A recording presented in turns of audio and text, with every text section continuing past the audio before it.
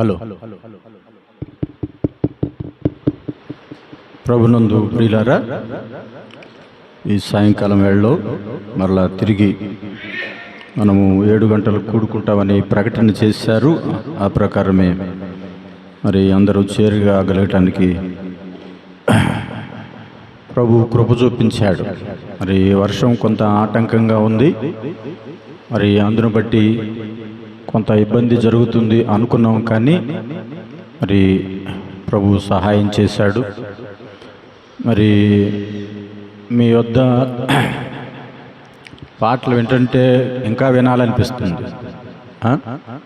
మరి దానవయ్య గారు ఆ వయసులో ఉండి కూడా చక్కని స్వరంతో చక్కని పాటలు పాడి వినిపిస్తున్నాడు. అది సంఘానికి ఎంతో క్షేమం. అలాగే మరి చాలా దినాలుగా నేను ఒక మాట అనుకున్నాను, ఏంటంటే సామ్యూయల్ అన్న ఎక్కడ కనపడతాడా అని అనుకుంటా ఉన్నాను. ఎందుకు అనుకున్నానంటే, మరి అన్న పులివెందులు వచ్చాడు. పులివెందులు వచ్చి గగనమున మేఘవాహనుడై అనే పాట పాడాడు. ఆ పాట మా సంఘంలో మా సంఘ పెద్ద నేర్చుకున్నాడు. దాదాపు 1 నెల రోజులు ఆ పాటని ఆపకుండా పాడాడు. అబ్బా, ఈ పాట ఈయన ఎప్పుడు ఆపుతాడా, ఆ సామ్యూయల్ ఎక్కడున్నాడా, ఈ పాట నేర్పించి మమ్మల్ని చంపుతున్నాడు అనుకున్నా నేను. మళ్ళీ ఈరోజు చూసా అన్నని. మరి అట్లాగా చక్కని పాటలు మా దగ్గర అంత గాత్రం గానం మరి ఉన్నవారు తక్కువే, కానీ పాటలు పాడతారు, కానీ మీ అంత రాగయుక్తంగా పాడలేరు. అది ప్రభు ఇచ్చిన కృప. మంచిది ప్రియులారా, ఉదయకాలంలో మనము తల్లిదండ్రులు పిల్లల పట్ల ఎలా ప్రవర్తించాలి అనే లేఖన భాగాలు మనం జ్ఞాపకం చేసుకున్నాం. అలాగే యవనస్తుల కూడికలో యాకోబు జీవితం మరి మనం జ్ఞాపకం చేసుకున్నాం. యాకోబు జీవితంలో మరి యాకోబు దేవుని చిత్తాన్ని, అలాగే తల్లిదండ్రుల యొక్క సమ్మతిని, అలాగా వివాహములో ప్రేమను కలిగి ఉండాలని 3 సంగతులను మనం విన్నాం. ఈ రాత్రి సువార్త కూడిక సందర్భంగా ఒక చిన్న మాటను మనం జ్ఞాపకం చేసుకుందాం. అపోస్తుల కార్యముల గ్రంథం 17వ అధ్యాయం. అపోస్తుల కార్యముల గ్రంథం 17వ అధ్యాయం 30వ వచనాన్ని మనం చదువుకుందాం. అపోస్తుల కార్యముల గ్రంథం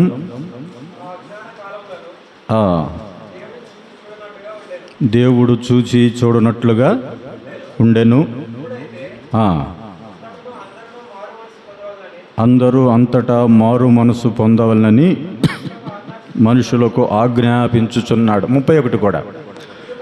ఎందుకనగా నీతిని అనుసరించి భూలోకమునకు తీర్పు తీర్చబోయేది ఒక దినము నిర్ణయించి ఉన్నాడు. చాలు, చిన్న మాట ప్రార్థన చేసుకుందాం. ప్రేమగల తండ్రి, స్తోత్రములు. ఈ రాత్రి వేళ చదవబడిన లేఖన భాగం ద్వారా మీరు మాతో మాట్లాడండి. మీ ఆత్మకార్యం జరిగించండి. నమ్మని వారికి నాయన రక్షణ మీరు దయచేయండి. నమ్మిన వారికి విశ్వాసం, నమ్మిన వారికి దిద్దుబాటును మీరు అనుగ్రహించండి. మీ కృపగా అప్పగించుకుంటున్నాం. బలహీనుడైన మీ దాసుని జ్ఞాపకం చేసుకోమని, మా అందరికీ వినే చెవిని గ్రహించే మనసును దయచేయమని మీ కృపకై మేము అప్పగించుకుంటూ యేసు ప్రభువారి పరిశుద్ధ నామం ద్వారా స్తోత్రములు చెల్లించి ప్రార్థించి వేడుచున్నాము తండ్రి, ఆమేన్.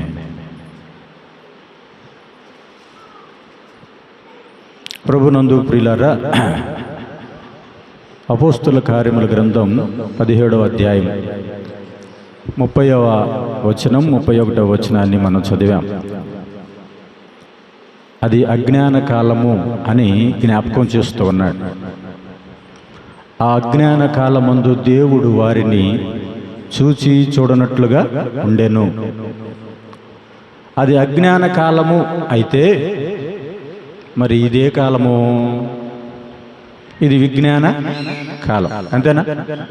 అది అజ్ఞాన కాలం అయితే ఇది విజ్ఞాన కాలం.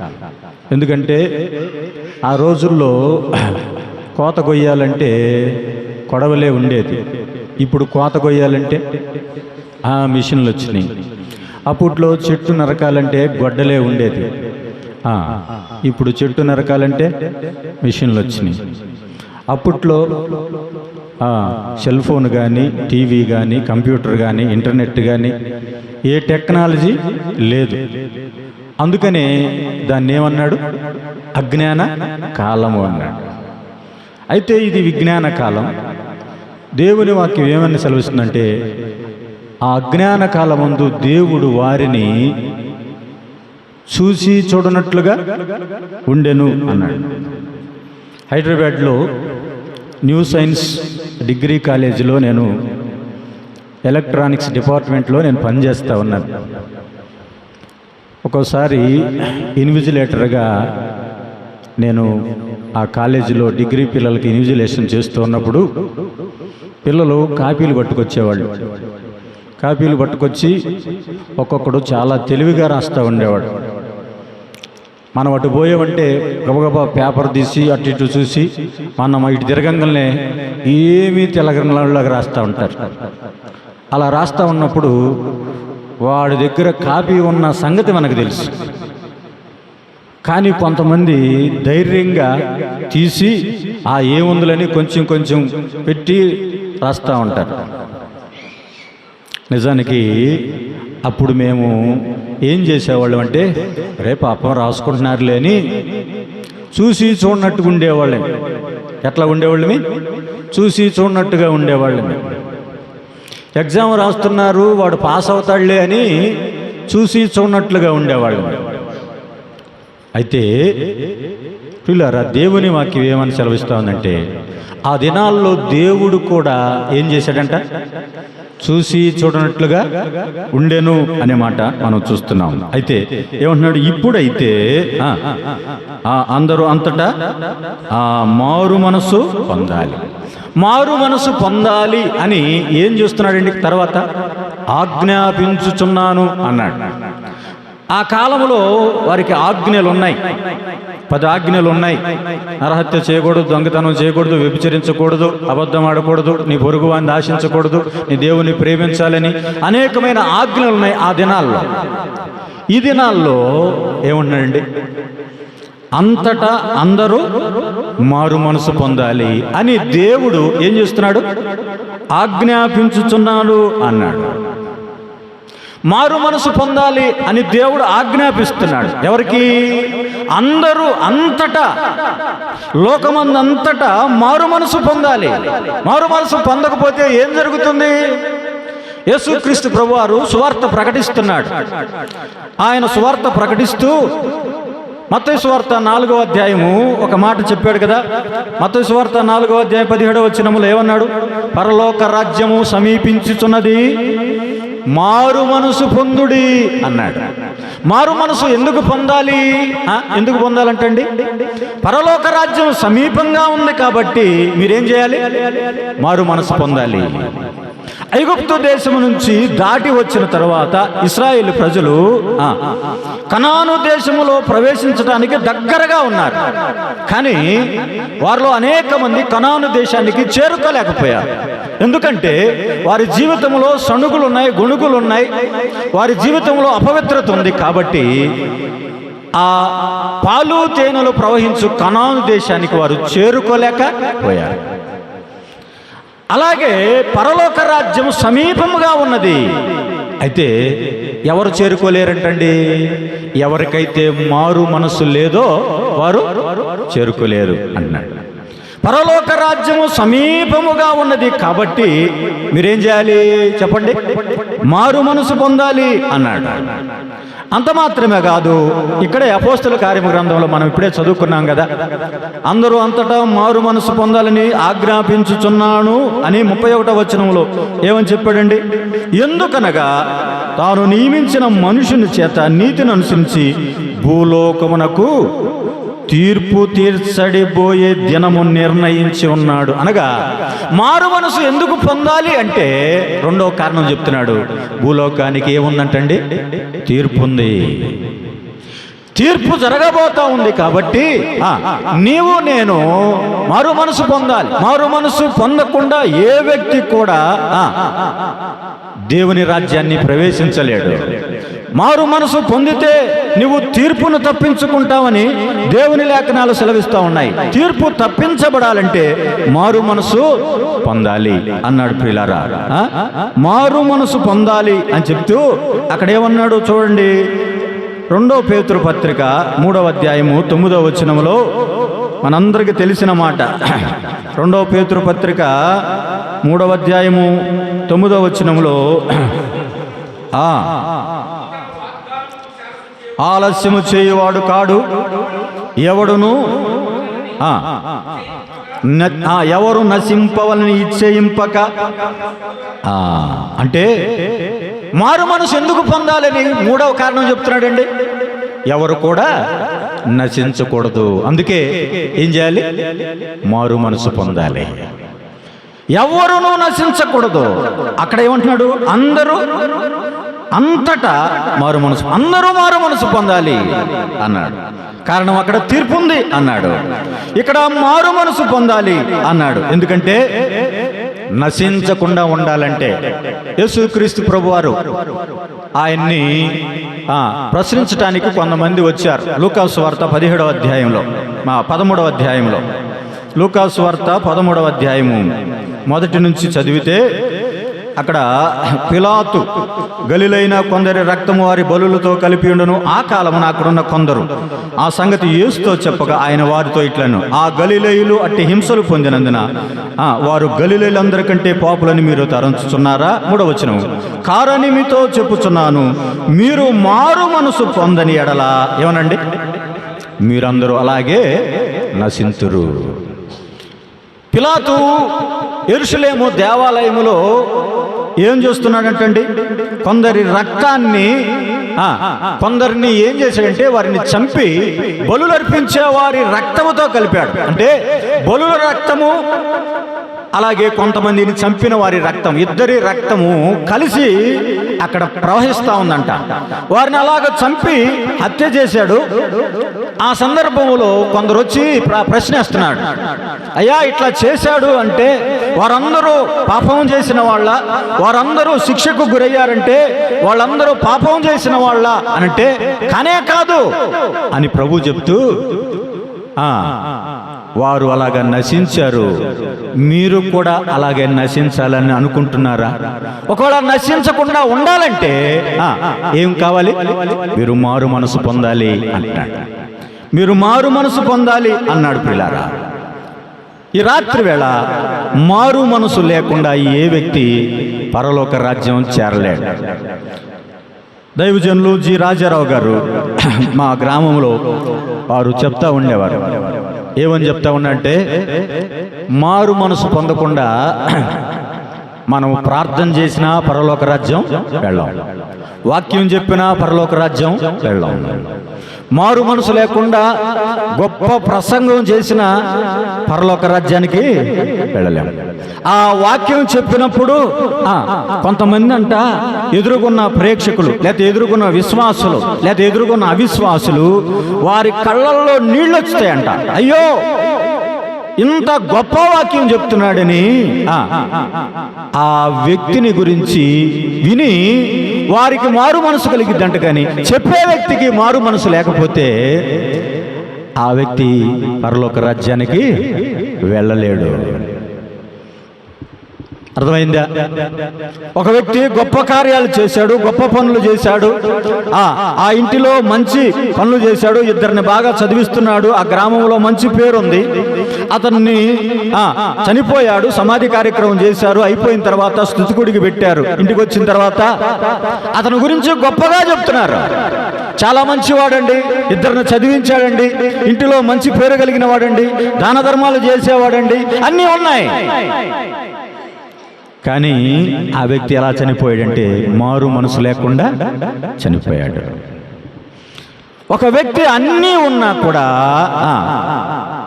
మారు మనసు అనేది లేకుండా ఈ లోకములో చనిపోతే అతడు పరలోక రాజ్యము చేరలేడు.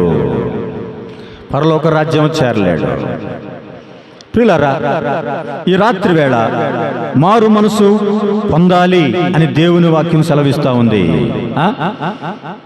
మనము ఎన్ని పనులు చేసినా దేవుని వాక్యాన్ని ఉదయాన్నే లేచి చదివావు, 10 వచనాలు లేదా 10 అధ్యాయాలు చదివావు, గంట సేపు ప్రార్థన చేశావు, ఇంట్లో వాళ్ళు చేయమన్నారు కాబట్టి చేశావు, కానీ నీకు మారు మనసు లేదు. దానివలన ఎలాంటి ప్రయోజనము లేదు. మారు మనసు లేకుండా ఎన్ని అధ్యాయాలు చదివినా, ఎంత ప్రార్థన చేసినా, ఎన్ని పాటలు పాడినా, ఎంత వర్తమానాలు అందించినా దానివలన ఎలాంటి ప్రయోజనము లేదు. ప్రియులారా,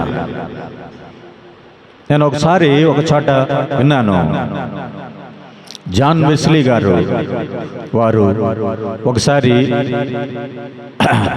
ఇంగ్లాండ్ దేశం నుంచి అమెరికా దేశానికి వెళ్ళాడంట సువార్త ప్రకటించడానికి. వెళ్తే అక్కడ ఆ మీటింగ్స్ దగ్గర ఆ రిసీవ్ చేసుకున్న ఆయన కారులో ఎక్కించుకొని వెళ్తూ అడిగాడంట, మంచి మీటింగ్స్, పెద్ద పెద్ద మీటింగ్స్ పెట్టారు కదా అంటే, అవును బాగా మీటింగ్స్ కండక్ట్ చేశారు అని డ్రైవర్ నడుపుకుంటా వెళ్తూ, నువ్వు మారు మనసు పొందావయ్యా అని అడిగాడంటండి జాన్ వెస్లీ గారిని. ఆయన అడిగితే, ఇదేందయ్యా, అనేక వేల మంది, లక్షల మంది నా వాక్యం వింటారు, నా వాక్యం విని ఏడుస్తారు, కన్నీరు గారుస్తారు, తమ పాపాలు ఒప్పుకుంటారు, నన్ను మారు మనసు పొందావా అని అడుగుతావేంది అని అడిగాడంట. అదన్నీ కాదు, నువ్వు చెప్పేదంత కాదు, నువ్వు మారు మనసు పొందావా అంటున్నాడంట. ఇదేంది ఈయన ఎట్లా ప్రశ్న వేస్తున్నాడని హోటల్ గదికి వెళ్ళి తలుపు వేసుకొని అనేక దినాలు ఆ 3 రోజులు అక్కడ ఉండి మీటింగ్స్ క్యాన్సిల్ చేసుకొని ఆలోచించడం ప్రారంభించాడంట. నిజమే కదా, నేను బైబిల్ ట్రైనింగ్ పొందాను, నేను అనేకమైన వేదాంత విద్య నేర్చుకున్నాను, నేను అనేకమైన మీటింగ్స్లో చక్కగా దేవుని వాక్యం చెప్తున్నాను. అతను అడిగిన ప్రశ్న మారు మనసు పొందావా అన్నాడు. నేను పొందానా అని తాను ప్రశ్న వేసుకున్నాడంట. ఆలోచించేయండి. అప్పుడు అతనికి అర్థమైందంట, నేను ఇంత వాక్యం చెప్తున్నాను కానీ నాకు మారు మనసు లేదు అని. మారు మనసు లేకుండా వాక్యం చెప్పొచ్చు, మారు మనసు లేకుండా సువార్త ప్రకటించవచ్చు, మారు మనసు లేకుండా కరపత్రికలు పంచవచ్చు, మారు మనసు లేకుండా సంఘ కార్యక్రమాలు అన్నీ చేయొచ్చు, దానివల్ల ఎలాంటి ప్రయోజనం లేదు. ఎందుకో తెలుసా, మారు మనసు లేకుండా ఏ వ్యక్తి పరలోక రాజ్యానికి చేరుకోలేడు. అందుకే దేవుని వాక్యం తెలుస్తుంది, అందరూ అంతటా మారు మనసు పొందాలి అన్నాడు. ప్రియులారా, ఒక ఆయన మారు మనసు లేవు, దేవుని వాక్యాన్ని ప్రకటిస్తున్నాడు. యోహాను సువార్త 3వ అధ్యాయంలో నికోదేము అనేటువంటి ఒక వ్యక్తి ఉన్నాడు. అతని గురించి 3వ అధ్యాయంలో రాయబడింది, అతడు యూదుల అధికారి అన్నాడు, అతడు మతనిష్ట కలిగిన వాడు అన్నాడు, ఇశ్రాయేలుకు బోధకుడు అన్నాడు, అతడు పరిసయుడు అన్నాడు, అతడు వృద్ధుడు అన్నాడు, అనేక రకాలుగా గొప్ప ఐశ్వర్యవంతుడు, యూదుల్లో మంచి పేరు పొందినవాడు. ఇన్ని ఉన్నా ధర్మశాస్త్రాన్ని బాగా బోధిస్తున్నాడంటండి. అక్కడ సమాజ మందిరంలోకి వెళ్ళి యూదులందరికీ దేవుని ధర్మశాస్త్రాన్ని బోధిస్తున్నటువంటి బోధకుడు, ఇశ్రాయేలుకు బోధకుడు, ఒక మంచి పేరు కలిగిన వాడు, మంచి ఐశ్వర్యవంతుడు, వృద్ధుడు యేసు ప్రభు దగ్గరికి వెళ్ళి ఆయన ఆ ప్రశ్న అడుగుతున్నాడు. ప్రియులారా, అయ్యా నేను మారు మనసు పొందాలంటే ఏమి చేయాలని ఆయన్ని ప్రశ్న వేస్తున్నాడు. ఒక వ్యక్తి క్రొత్తగా జన్మించాలంటే ఏమి చేయాలి అని ప్రశ్న వేస్తుంటే, ఒకడు క్రొత్తగా జన్మించాలంటే క్రొత్త జన్మ ఒక వ్యక్తికి అవసరము అని చెప్పాడు. క్రొత్తగా ఎలా జన్మించాలి, వృద్ధుడైన వాడు మరలా క్రొత్తగా ఎలా జన్మిస్తాడు అని ప్రశ్నిస్తున్నాడు. అనగా నికోదేము ఎవరు? అతడు వృద్ధుడు. అతడు వృద్ధుడుగా ఉండి ప్రశ్న వేస్తున్నాడు. నిజానికి ఆ నికోదేము ఇవేమి పరలోక రాజ్యం చేర్చలేకపోతాయా నన్ను అనుకున్నాడు. నా యొక్క జ్ఞానము కానీ, నా యొక్క బలము కానీ, నా బోధన సామర్థ్యం కానీ, నాకున్నవన్నీ కూడా పరలోక రాజ్యం చేర్చలేవా? ఇవన్నీ నన్ను పరలోక రాజ్యం చేర్చలేవా? నేను మంచి నిష్ఠగా ఉన్నానే, ఎవరికి అన్యాయం చేయలేదే, నిష్ఠగా ఉన్నా పరలోక రాజ్యం చేరుకోలేనా? బోధిస్తున్నాను కదా, ఇశ్రాయేలు ప్రజలందరికీ బోధిస్తున్నాను కదా, ధర్మశాస్త్రాన్ని బోధిస్తున్నాను కదా, అయినా నేను పరలోక రాజ్యానికి వెళ్ళలేనా అని అతడు చాలా దిగులు పడిపోయాడండి. ప్రియులారా, మనకు అన్నీ ఉన్నా, ఐశ్వర్యమున్నా, జ్ఞానమున్నా, బలమున్నా, తెలివున్నా, అందమున్నా, ఏమున్నా కూడా ఏది కూడా మనల్ని పరలోక రాజ్యము చేర్చలేదు. చక్కగా పాటలు పాడతాడండి, అయితే చక్కగా పాట పాడినా పరలోక రాజ్యం వెళ్ళలేవు. చక్కగా వాక్యాన్ని బోధించినా పరలోక రాజ్యం వెళ్ళలేవు. మందిరంలో గొప్ప పరిచర్య చేసినా నీవు పరలోక రాజ్యానికి వెళ్ళలేవు. ఎందుకో తెలుసా? నీకేమి లేదు, మారు మనసు లేదు. ఒక వ్యక్తికి మారు మనసు లేకుండా నువ్వు ఎంత పరిచర్య చేసినా అది శూన్యం, అది వ్యర్థం అంతే. మీ అందరికీ తెలుసు, చాలాసార్లు వినే ఉంటారు. ఒక ఆయన బోట్లో ప్రయాణం చేస్తూ ఉన్నాడు కదా. బోట్లో ప్రయాణం చేస్తూ ఉంటే ఆ ప్రొఫెసర్ అంట ఆ బోట్ నడిపే వ్యక్తిని అడుగుతున్నాడంట, అయ్యా నీకు ఖగోళ శాస్త్రం తెలుసా అన్నాడంటండి. ఖగోళ శాస్త్రం నాకు తెలియదండి, దాని గురించి పెద్దగా నాకు తెలియదండి అంటే, అయితే నీ పావు జీవితం వేస్ట్ అయిపోయింది అన్నాడంట. జీవశాస్త్రం నీకు తెలుసా అన్నాడంట. జీవశాస్త్రం కూడా నాకు తెలియదండి, నేను పెద్ద చదువుకోలేదండి. అట్లయితే అర్ధ జీవితం వేస్ట్ అయిపోయింది అన్నాడంట. అర్థశాస్త్రం తెలుసా అన్నాడంటండి. అనేక రకాల శాస్త్రాలు తెలుసా అని ఒకదాని తర్వాత ఒక శాస్త్రం తెలుసా అని అడుగుతూ అతన్ని కించపరుస్తున్నాడంట. ఆ శాస్త్రం తెలుసా, ఈ శాస్త్రం తెలుసా అని అడుగుతుంటే, నాకు ఈ శాస్త్రాలన్నీ ఏమి తెలియదండి అన్నాడంటండి. వాళ్ళు ఆ నదిలో ఆ బోట్లో వెళ్తా ఉన్నారంట. వెళ్తా ఉన్నప్పుడు బాగా లోతైన ప్రాంతానికి వెళ్ళారు. వెళ్ళిన తర్వాత పెద్ద సుడిగుండం వచ్చిందంట. పెద్ద సుడిగుండం వచ్చి ఇప్పుడు బోట్ అంతా తిరగబడిపోతా ఉంటే అప్పుడు పెద్ద కేక వేసి, ప్రొఫెసర్ గారు నీకు ఈత శాస్త్రం వచ్చా అని అడిగాడంటండి. ఏమన్నాడండి? ఈత శాస్త్రం వచ్చా అంటే, నాకు ఈత శాస్త్రం లేదంటే, అయితే నీ ఫుల్ జీవితం వ్యర్థమైంది అన్నాడంటండి. ఎన్ని శాస్త్రాలుంటే ఏం ప్రయోజనం? ఎంత జ్ఞానం ఉంటే ఏం ప్రయోజనం? మనిషికి జ్ఞానము కానీ, ధనము కానీ, బలము కానీ, అధికారం కానీ, అందము కానీ ఏది కూడా మనిషిని పరలోక రాజ్యం చేర్చుకోలేకపోతుంది. నెల్లూరులో ఒక డాక్టర్ ఉన్నాడు. వారం క్రితం ఫోన్ చేశాడు, అన్నా మా బాబు కోసం ప్రార్థన చేయండి, హార్ట్లో ఫుల్ ఇన్ఫెక్షన్ వచ్చి ప్రాణాపాయ స్థితిలో ఉన్నాడు అన్నాడు. ఆయన ఎవరండి? ఆయన గొప్ప డాక్టర్, ఎండి, గొప్ప డాక్టరే కానీ ఏమంటున్నాడు? నా బిడ్డ కోసం ప్రార్థన చేయండి, నా కుమారుడు కోసం ప్రార్థన చేయండి, ప్రాణాపాయ స్థితిలో ఉన్నాడు అన్నాడు. అంటే డాక్టర్ అయినా కూడా ఆ బిడ్డను ఏం చేయలేకపోతున్నాడు, కాపాడలేకపోతున్నాడు. అర్థమైందా? ఏ వ్యక్తి కూడా నీకెంత జ్ఞానము, బలము, తెలివి ఉన్నా కూడా నిన్ను పరలోకానికి తీసుకుని వెళ్ళదు. ఆలోచించేయండి.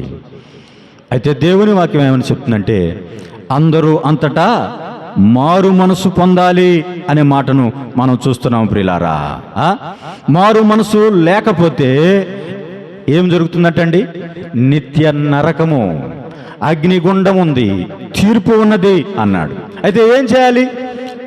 చదవండి, యోహాను సువార్త 3వ అధ్యాయంలో చెప్పాడు కదా, 3వ అధ్యాయం 3వ వచనం. అందుకు యేసు అతనితో, ఒకడు క్రొత్తగా జన్మించితేనే గాని చాలు. ఒక వ్యక్తి దేవుని రాజ్యంలో ప్రవేశించాలంటే, పరలోక రాజ్యంలో చేరాలంటే ఏం చేయాలి చెప్పండి? క్రొత్తగా జన్మించాలి. ఒక వ్యక్తికి క్రొత్త జన్మ అవసరం. ఒక వ్యక్తికి నూతన జన్మ అవసరం. నూతన జన్మ లేకుండా ఏ వ్యక్తి పరలోకం చేరలేడు. క్రొత్తగా జన్మించాలి అన్నాడు. క్రొత్త జన్మ అంటే 5వ వచనంలో చెప్పాడు. ఏమిటి? ఒకడు నీటి మూలముగాను ఆత్మ మూలముగాను జన్మించాలి అన్నాడు. ఎలా జన్మించాలంటండి? నీటి మూలముగాను ఆత్మ మూలంగా జన్మించాలి. ఉదయకాలంలో మనం జ్ఞాపకం చేసుకున్న ఎఫెసీ పత్రిక 1వ అధ్యాయం 13వ వచనములో, మీరు సత్యవాక్యమును విని విశ్వసించి, సువార్తను విని విశ్వసించి, పరిశుద్ధాత్మ చేత మీరు ముద్రించబడ్డారు అన్నాడు. దేవుని వాక్యమే అక్కడ చెప్తున్నటువంటి నీరు. ఒకడు నీటి మూలముగా అనగా నీరు దేవుని వాక్యమై ఉంటుండగా, దేవుని వాక్యము ద్వారా మనం ఏం చేయబడతాం? నూతన జన్మను మనం పొందుతాం. దేవుని వాక్యం నీతో మాట్లాడుతున్నప్పుడు, సువార్త ప్రకటిస్తున్నప్పుడు, సువార్తను నువ్వు విన్నప్పుడు, యేసుక్రీస్తు ప్రభువు నీతో మాట్లాడుతున్నప్పుడు, పరిశుద్ధాత్మ దేవుడు నీలో కార్యం జరిగిస్తున్నప్పుడు ఆ మాట విని విశ్వసించి రక్షణ పొందుతావు. అనగా నీటి మూలముగా నువ్వు కొత్తగా జన్మిస్తావు. మరియు రెండవది ఏమిటన్నాడండి? ఆత్మ మూలముగా అనగా పరిశుద్ధాత్మ ద్వారా మనము నూతన జన్మ అనేది మనం పొందుకుంటాం అన్నాడు. అందుకే పరిశుద్ధాత్మ అనగా నీటి బాప్తిస్మం గురించి చెప్పాడు కదా అపోస్తల కార్యముల గ్రంథం 2వ అధ్యాయంలో. మారు మనసు పొంది ఏం చేయాలనండి? బాప్తిస్మం పొందుడి, అప్పుడు మీరు రక్షింపబడతారు అన్నాడు. ప్రియులారా, ఒక వ్యక్తి మిగుల ఆస్తి గలవాడు యేసుప్రభు దగ్గరికి వచ్చాడు. నిత్య జీవానికి వారసున్న వాళ్ళంటే నేనేమి చేయాలి, ఏ మంచి పని చేయాలి అన్నాడు. నువ్వు మంచి పనులు చేస్తే దేవుని రాజ్యానికి వెళ్తావా? అనాథ ఆశ్రమాల దగ్గరికి వెళ్ళి భోజనాలు పెడితే, ఆర్ఫన్ హోమ్స్ దగ్గరికి వెళ్ళి భోజనాలు పెడితే, లేకపోతే మీ గ్రామానికి నీటి సదుపాయం తీసుకొస్తే, లేకపోతే మీ ఇంటి వారికి మంచి పనులు చేస్తే, లేకపోతే మీ కాలేజీకి ఏదైనా మంచి పని చేస్తే, నేను మంచి పనులు చేశాను కాబట్టి నువ్వు పరలోక రాజ్యానికి వెళ్తావా? ఆ మాట చదువుదాం చూడండి. మత్తయి సువార్త 19వ అధ్యాయము 16వ వచనం. మత్తయి సువార్త 19వ అధ్యాయము 16వ వచనం. బోధకుడా ఏమన్నాడండి? బోధకుడా, చదువయ్యా, నిత్య జీవం పొందుటకు ఏ మంచి కార్యము చేయాలి? మంచి పని చేస్తే నేను నిత్య జీవానికి వెళ్తాను అంటున్నాడు. ఎందుకు మంచి కార్యం చేయాలనుకుంటున్నాడు? కింద చెప్పాడు. 21వ వచనంలో ఏమన్నాడు? అందుకు యేసు, నీవు పరిపూర్ణుడు కోరిన యెడల నీవు పోయి నీ ఆస్తిని అమ్మి. అంటే ఇతడెవరు? ఆస్తిపరుడు. తనకున్న ఆస్తిని బట్టి, తనకున్న డబ్బును బట్టి ఏం చేయాలనుకుంటున్నాడు? మంచి పనులు చేయాలనుకుంటున్నాడు. తనకున్న డబ్బు చేత మంచి పనులు చేస్తే పరలోక రాజ్యం వెళ్తాడా? డబ్బు ఉందలే అని ఆ డబ్బును ఖర్చు పెట్టి మంచి పనులు చేయాలనుకున్నాడు. మంచి పనులు చేస్తే పరలోకానికి వెళ్ళలేడు. మారు మనసు లేకపోతే, క్రొత్త జన్మ లేకపోతే అతడు పరలోక రాజ్యానికి వెళ్ళలేడు. ధనవంతుడు ఎందుకు పరలోక రాజ్యానికి వెళ్ళలేకపోయాడు చెప్పండి? ధనవంతుడు ఎందుకు పరలోక రాజ్యానికి వెళ్ళాడు? లూకాసు సువార్త 16వ అధ్యాయం 30వ వచనం చదివితే మనకు అర్థమైంది ఎందుకు పరలోక రాజ్యానికి వెళ్ళలేదు. లూకాసు సువార్త 16వ అధ్యాయం 30వ వచనం. తండ్రివైన అబ్రహామా, అలాగు అనవద్దు. మృతులలో నుండి ఒకడు వారి వద్దకు వెళ్ళిన ఎడల వారు మారు మనసు పొందుదురు. ఎవరు వారు? సహోదరులు. ఆ సహోదరులంట మారు మనసు పొందుతారంట. అంటే ఇప్పుడు ఈ వ్యక్తి నరకాగ్నికి, అగ్నిగుండానికి ఎందుకు వచ్చాడో చెప్పండి? మారు మనసు లేదు కాబట్టి. అయ్యా, వాడికి వాక్యం చెబితే, ప్రవక్తలకు వెళ్ళి వాక్యం చెబితే, వారికి ప్రకటిస్తే వారు నమ్ముకొని మారు మనసు పొందితే ఇక్కడికి రారు, నేనున్న స్థలానికి రారు. కాబట్టి ఏమన్నాండి, ఒకడు వారి యొద్దకు వెళ్ళిన వారు మారు మనసు పొందుదురు. అంటే ఈ వ్యక్తి మారు మనసు లేక ఎక్కడికి వచ్చాడు? నరకాగ్నికి వచ్చాడు. ధనవంతుడు తన ధనాన్ని బట్టి కాదు, మంచి వస్త్రాలు వేసుకున్నాడు, ధనాన్ని బట్టి కాదు అతడు నరకాగ్నికి వెళ్ళింది. ఎందుకు వెళ్ళాడండి? అతనికి మారు మనసు లేదు. అతడు అంటున్నాడు కదా, అయ్యో నేను ఈ వేదనకరమైన స్థలమునకు రాకుండానట్లు. ఎందుకు వెళ్ళాడు వేదనకరమైన స్థలానికంటే? ఆ వ్యక్తికి మారు మనసు లేదు. నికోదేము యేసుక్రీస్తు ప్రభువు చేసిన అద్భుతాలు చూశాడు. అద్భుతాలు చూసి చాలామంది దేవుని దగ్గరకు వస్తున్నారు.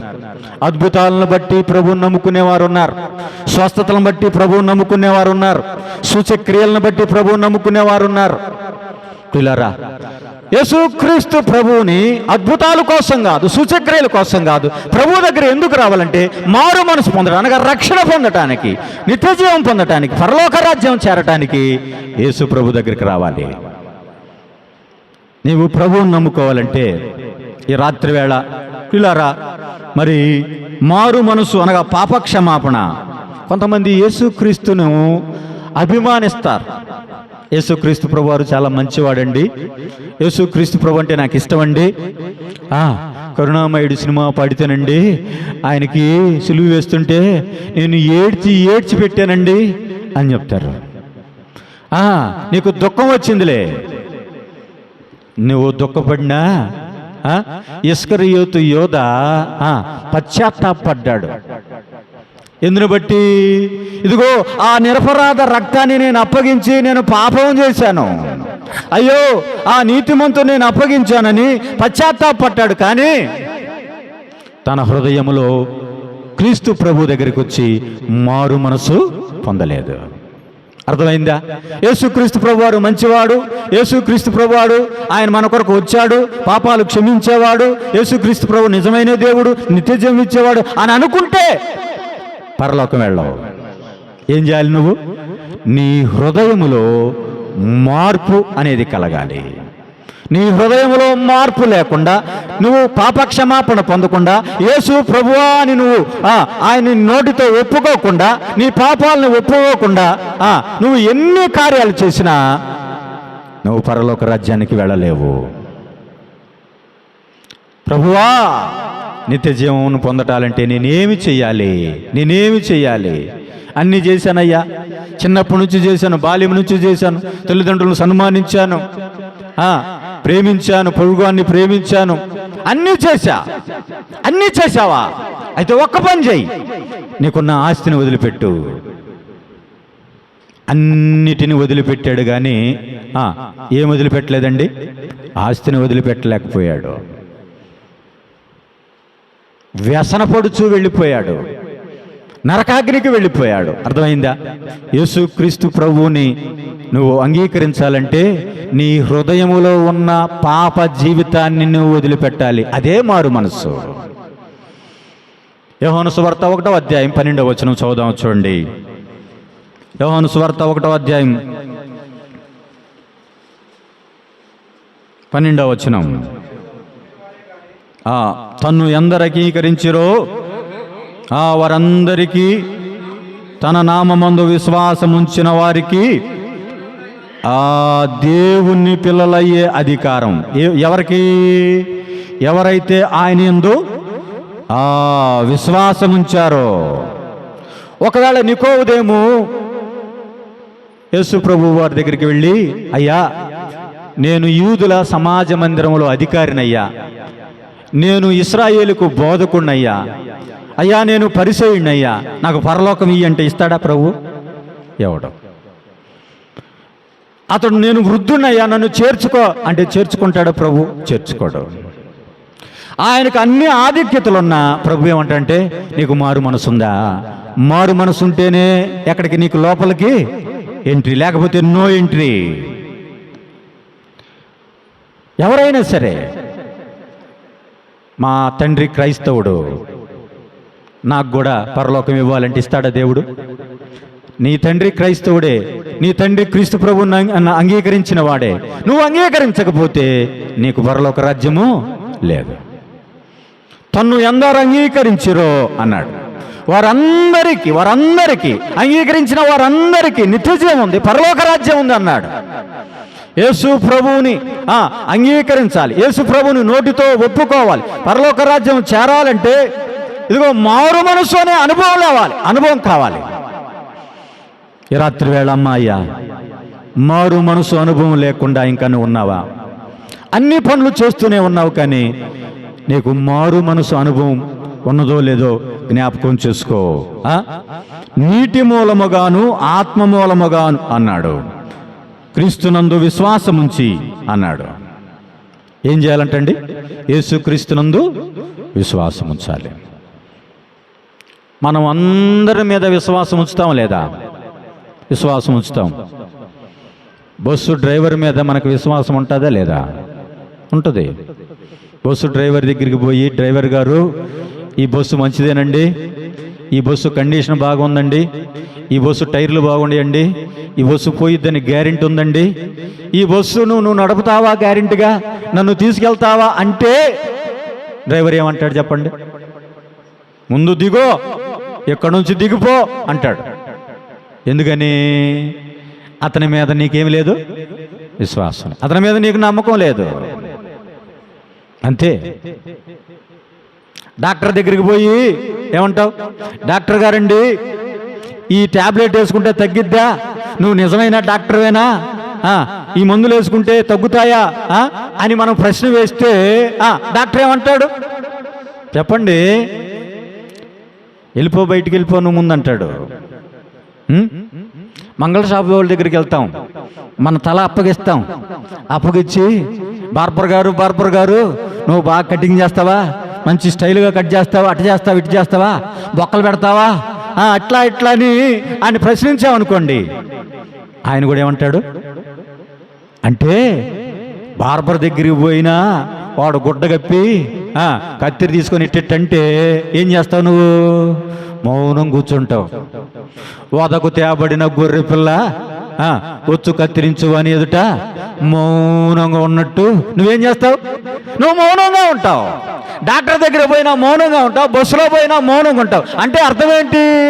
డ్రైవర్ని నువ్వు నమ్మావు, బార్బర్ని నమ్మావు, డాక్టర్ని నువ్వు నమ్మావు, అందరిని నమ్మావు, కానీ ఎవరు నమ్మట్లేదండి? యేసు ప్రభువుని నమ్మట్లా. యేసు ప్రభునందు విశ్వాసముంచుము, అప్పుడు నీవును నీ ఇంటి వారు. అది రక్షణ పొందాలంటే ఏం చేయాలి చెప్పండి? ఇప్పుడు నమ్మాలి, అదే మారు మనస్సు. నమ్మాలి, అదే పాపక్షమాపణ. నమ్మితే రక్షణ, నమ్మితే పాపక్షమాపణ ఉంది. యేసు ప్రభు అని నమ్మాలి. యేసు ప్రభు అని నువ్వు నమ్మినడెలా? యేసు ఎవరంటండి? ఆయన ప్రభు.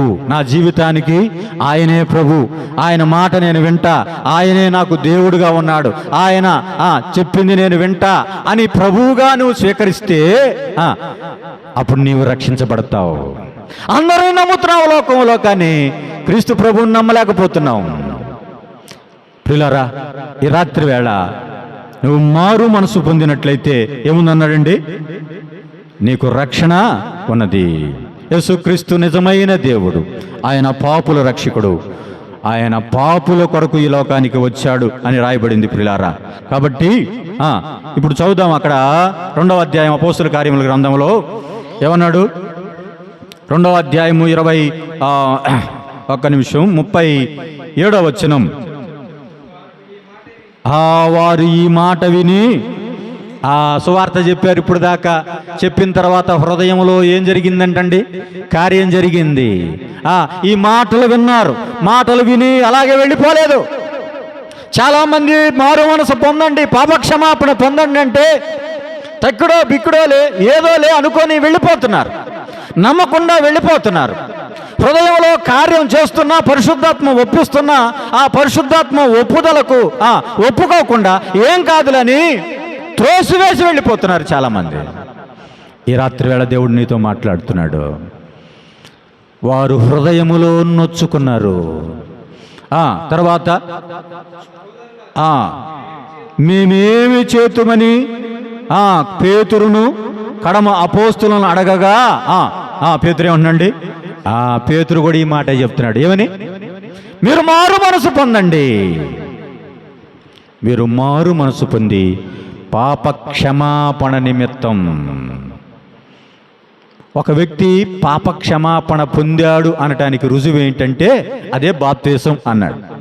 మీరు మారు మనసు పొందటం అనేది మొట్టమొదటి క్రియ. మారు మనసు పొందటం అదే రక్షణ అనుభవం. మారు మనసు పొందిన తర్వాత నీకు నీ పాపాలు క్షమించబడ్డాయి అనటానికి రుజువు ఏమిటంటే అక్కడేం చెప్పాడు? పాప క్షమాపణ పొంది బాప్తిస్మము. ఎందుకని? పాప క్షమాపణ నిమిత్తము అన్నాడు. బాప్తిస్మం ఎందుకంటండి? పాప క్షమాపణ నిమిత్తం. చాలామంది బాప్తిసం తీసుకుంటున్నారు, ఎందుకో తెలియదు. నాకు బాప్తిసం ఏంటి అంటున్నారు, ఎందుకో తెలియదు. బాప్తిసం ఎందుకంటే నీకు పాప క్షమాపణ జరిగిందనటానికి రుజువే ఏమిటి చెప్పండి? బాప్తిసం. మొట్టమొదటి చేయాల్సింది మారు మనస్సు. మీరు మారు మనసు పొందండి. అమ్మా, ఈ రాత్రి వేళ ఇంకా ఎవరైనా క్రీస్తు ప్రభువుని నమ్ముకోకుండా ఉన్నారా? యేసు క్రీస్తు ప్రభువుని నమ్ముకోకుండా మీ జీవితాలు అలాగే కొనసాగిస్తున్నారా? నేను నమ్ముకున్నానులే అనేటువంటి ఆలోచనతో కొంతమంది సరైన పునాది లేక క్రీస్తు ప్రభువును నమ్ముకున్నాననేటువంటి ఏదో ఒక తలంపుతో ఉన్నారు. అయ్యా, అప్పుడు దేవుడు నాకు మేలు చేశాడు, అప్పుడు నీ మనసులో అనుకున్నానయ్యా దేవుణ్ణి, నాకు మేలు చేశాడు, అప్పటి నుంచి నేను ప్రభువుని వెంబడిస్తున్నాను. మంచిదే, కానీ పాపాలు ఒప్పుకున్నావా? నీ పాపాలు ఒప్పుకున్నావా? 2 దినాల క్రితం ఒక అబ్బాయికి పెళ్లి సంబంధం చూడటానికి వచ్చారు. ఆ అబ్బాయి ఒక డాక్టర్ దగ్గర పనిచేస్తా ఉన్నాడు. ఆ డాక్టర్ అమ్మ, నేను కూడా వస్తాను, నువ్వు పెళ్లి చేసుకోబోయే అమ్మాయిని చూడటానికి అని ఆ డాక్టర్ అమ్మ వచ్చింది. ఆ డాక్టర్ అమ్మ అమ్మాయిని పిలిచి రక్షణ పొందావా అని ప్రశ్నేసింది. ఈ అమ్మాయి కళ్ళు తేలేసింది. రక్షణ పొందావా అంటే ఏంటిది? నన్ను రక్షణ పొందావా అంటారు, నాకు తెలీదు. 5 సంవత్సరాల క్రితం వాళ్ళు చెయ్యెత్తమంటే నేను చెయ్యెత్తాను, అదే నేను అనుకున్నాను అని చెప్తుంది. పిల్లారా, చాలామందికి రక్షణ అంటే ఏమిటో అర్థం కాక, మారు మనసు అంటే ఏమిటో అర్థం కాక, పాప క్షమాపణ అంటే ఏదో అర్థం కాక సతమతమైపోతున్నారు. దేవుని వాక్యం స్పష్టంగా చెబుతుంది, మొట్టమొదట చేయవలసింది మారు మనస్సు. నీ మనసును మార్చుకోవాలి. ఆ దినాల్లో వారి మనసు ఎలా ఉన్నదంటే మనసు యొక్కయు శరీరం యొక్కయు కోరికలు నెరవేర్చుకున్నారు. మనసు ఏం చేస్తుందంటండి? మనసుకు ఏమున్నాయంట? కోరికలు ఉన్నాయి. శరీరం యొక్క కోరికలు నెరవేర్చుకుంటూ ఉన్నారు అన్నాడు. కాబట్టి వారు మనసు మారలేదు. దేవుని వాక్యం సెలవిస్తుందండి, అందరూ అంతటా మారు మనసు పొందాలని దేవుడు ఆజ్ఞాపించుచున్నాడు. ఇది ఆజ్ఞ. ఇప్పుడైతే ఈ క్షణమే నువ్వేం చేయాలి? ఈ రాత్రి వేళ మారు మనసు పొందాలి. మారు మనసు పొందకుండా నువ్వు వెళ్ళిపోతే ఎలాంటి ప్రయోజనం లేదు. ఎన్నిసార్లు సువార్త విన్నావో, ఎన్నిసార్లు సువార్త విని వాయిదా వేసుకుంటా వెళ్ళిపోయి ఉండవచ్చు. కానీ ఈ రాత్రి వేళ మారు మనసు అనేది నీకు అవసరం. మారు మనసు పొంది పాప క్షమాపణ నిమిత్తం మీరు బాప్తిస్మము పొందండి అన్నాడు. కాబట్టి రక్షణ, మారు మనస్సు, ఈ అనుభవం నీకు కావాలి అని జ్ఞాపకం చేస్తున్నాడు ప్రియులారా. కాబట్టి యేసుక్రీస్తు ప్రభుని మనము నమ్ముకున్నట్లయితే ఏం చేస్తాడు? ఆయన మన పాపములను తీసివేసి ఏం చేస్తాడు? మన పాపముల నుండి ఆయన మనల్ని విమోచిస్తాడన్నాడు. చాలామంది దీన్ని చులకనగా చూస్తున్నారు. చాలామంది దీన్ని తృణీకరిస్తున్నారు. యేసు ప్రభు అవకాశం ఇస్తున్నా తృణీకరిస్తున్నారు. ఆ మాట చదువుకొని మనం ముగించుకుందాం.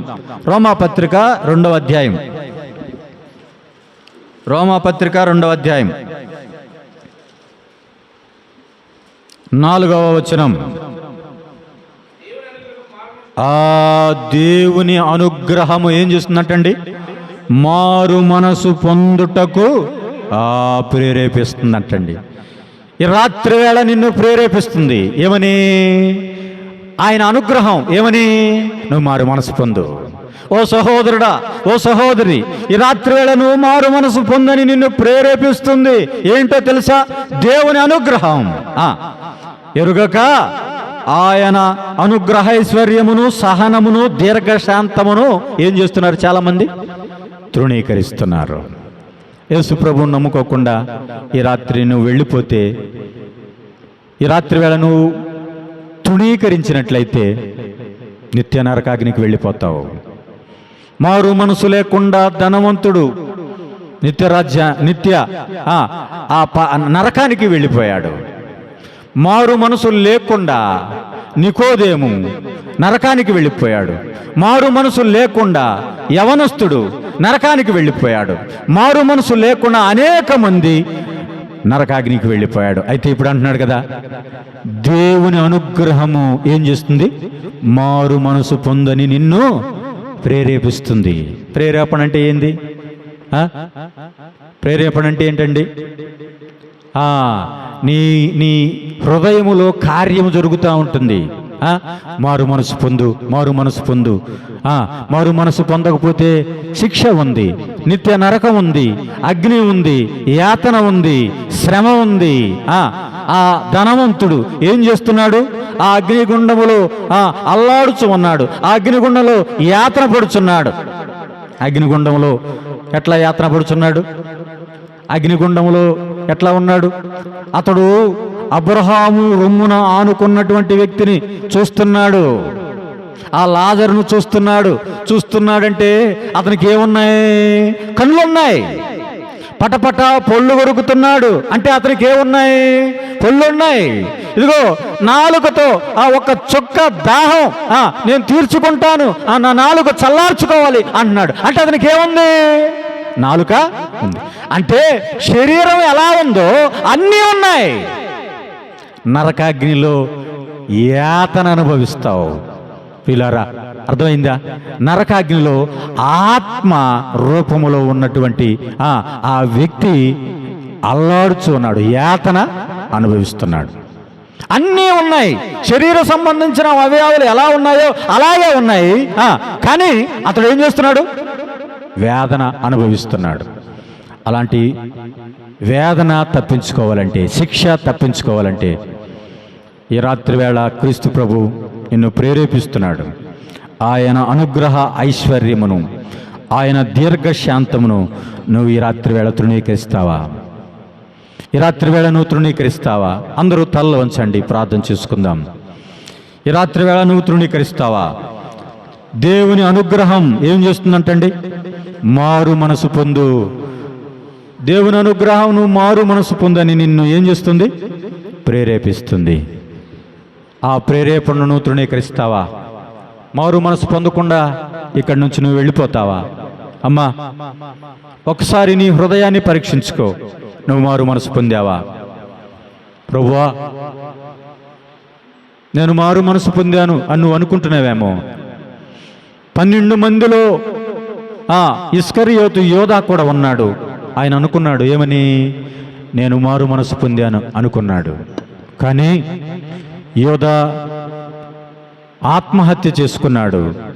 అకెల్దామనేటువంటి ఒక పొలములోకి వెళ్ళి ఆ యొక్క తాడు తెగి పెద్ద రాయి మీద పడి నడిమికి బ్రద్దలైపోయి పేగులు బయటికి వచ్చి ఘోరమైన చావు చనిపోయాడు.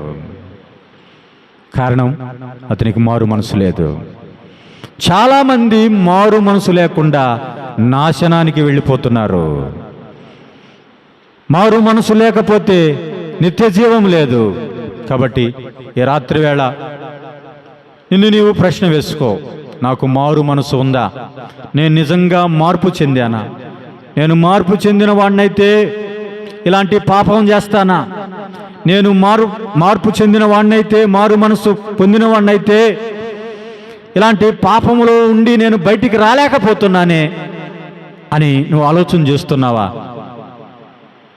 ఒకసారి మౌనంగా ఉండి మీ హృదయాలు పరీక్ష చేసుకోండి. క్రీస్తు ప్రభువు మాట్లాడుతూ ఉంటుండగా దేవుని అనుగ్రహ ఐశ్వర్యం, పరిశుద్ధాత్మ నీతో మాట్లాడుతున్నాడు, నిన్ను ఒప్పింపజేస్తున్నాడు.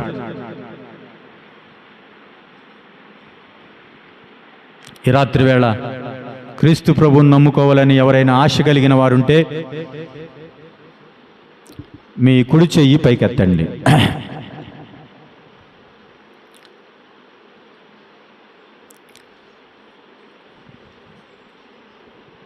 ఒకసారి ఆలోచన చేసుకోండి.